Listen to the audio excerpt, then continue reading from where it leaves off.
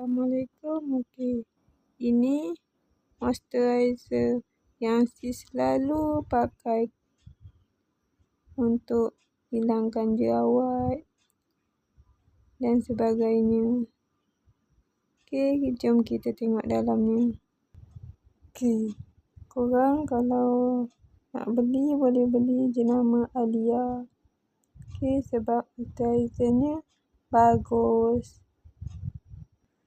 Okey, nanti Nurul akan tunjuk macam mana cara pakainya. Okey.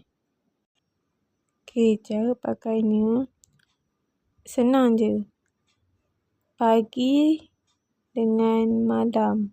Tak kisah pukul berapa. Yang penting korang kena pakai tepat waktunya. Okey. Korang kena cari kat dahi, kat hidung, dekat dagu, pipi. Tu je.